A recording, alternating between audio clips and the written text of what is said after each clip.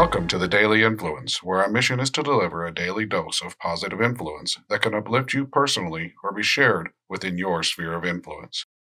While not every episode may directly apply to your unique circumstances, we strive to provide insights and inspiration relevant to most people's daily, weekly, and monthly lives.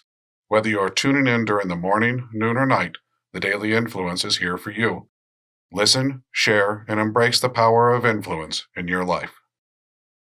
Welcome to Daily Influence. I'm Gregg-Brooke Koleno. Thank you for making us a part of your routine. In this podcast, we explore the stories of amazing individuals who spread positivity and make a difference. Join us as we uncover the inspiration, challenges, and impact of their journeys.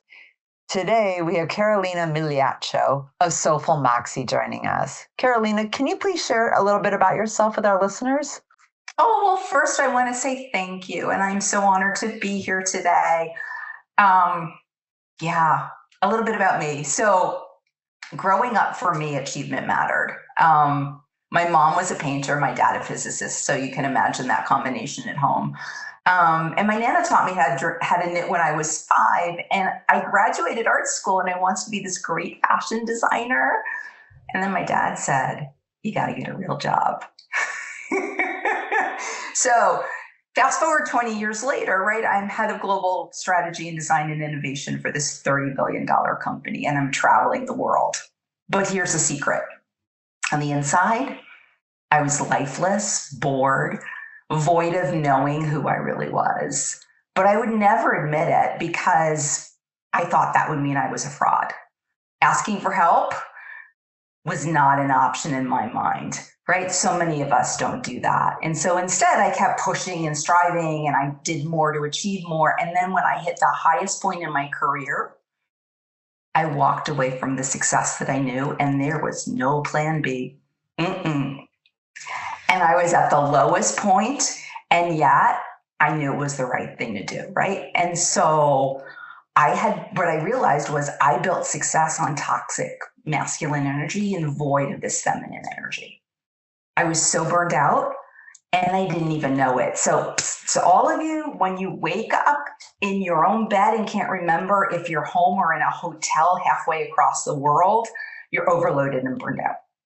And so I had lost my joy, right? I'd lost my passion. I was the shell of this woman.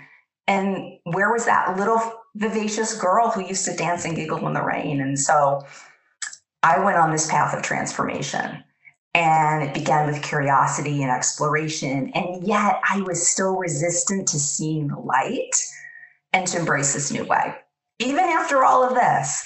And while I would shed a layer of identity that defined me, there was still another one underneath, protecting what I wouldn't let go of. And the more I resisted, the more it persisted, and the further away I got from my divine purpose and inner knowing. I would start to see glimmers of her, though. And I would say, yes, I know where I'm going. And then, no.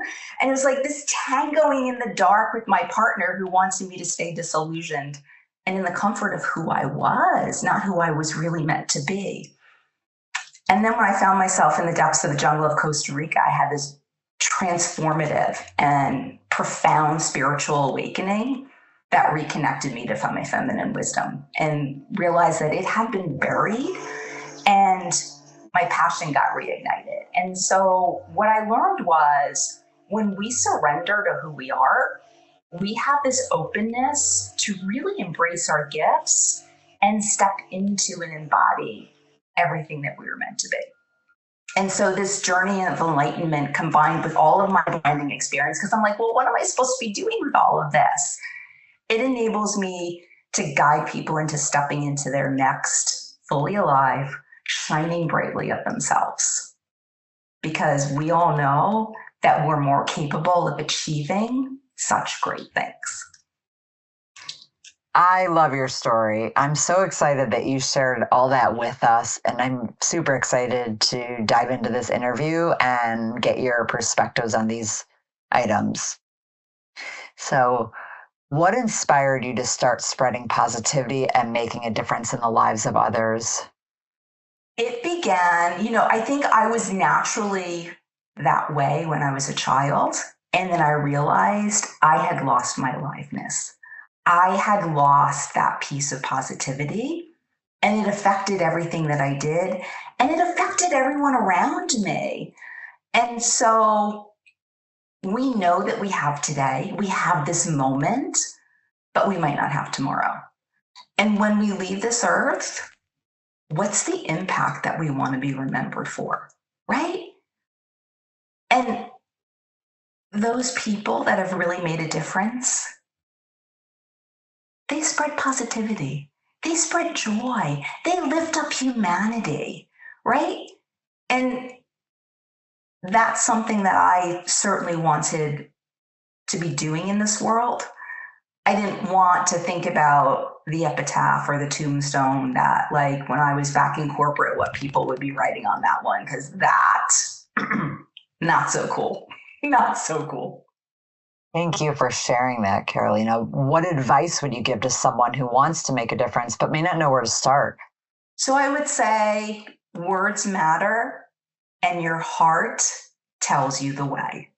Like, we all have this piece of intuition, but because we're so busy, we're so frenetic, we don't hear it.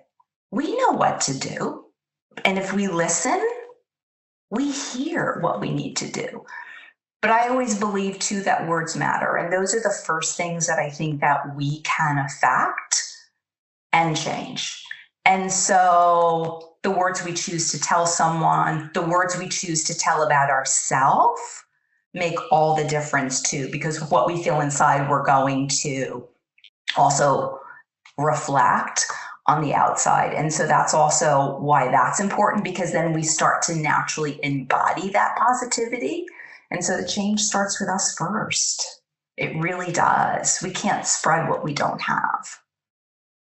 I agree 100%. I love that advice. And I love that you say that it starts with us first.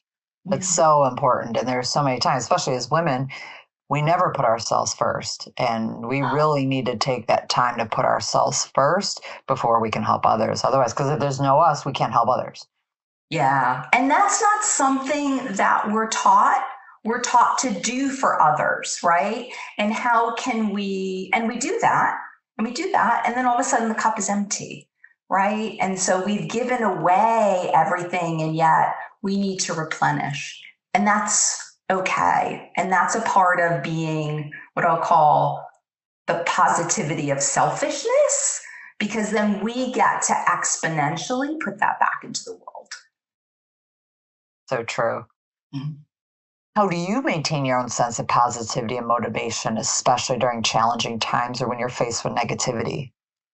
And there are those times. As a matter of fact, there was one this morning. funny that you should ask me that.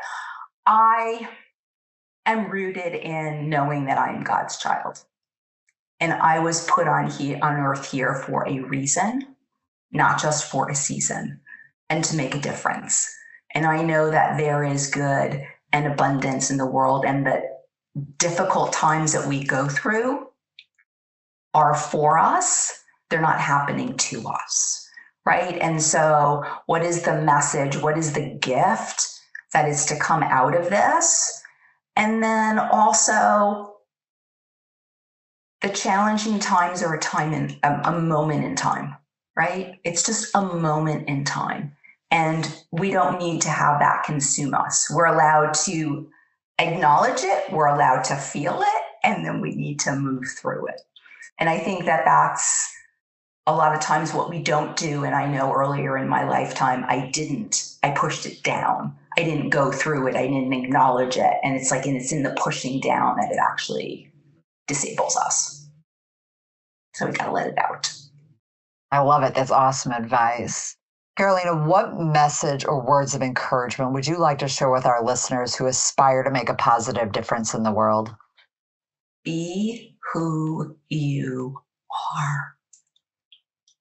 And I think that is the simplest message, and yet it is the hardest message. But when we want to make a difference, we have to make a difference in our own way. right? That is our genius. That is our gift. And so how do we embrace truly who we are and the gifts that we have for the world? Love that. Thank you for sharing that. Carolina, I am so grateful that you were able to join us today and sharing your story and all your advice. And it was great to be here. Thank you, Gregg. You're welcome. If you want to get in touch with Carolina, the best way to is through her LinkedIn, and we'll put that information in the show notes. Thank you for tuning into Daily Influence. We hope you found today's episode inspiring. If you enjoyed it, please subscribe and add us to your daily routine and share it with your family, friends, and coworkers to help spread the positivity. We appreciate your support and look forward to sharing more stories of positivity with you in the future. Thank you for being part of our community. Have a great day. Bye-bye.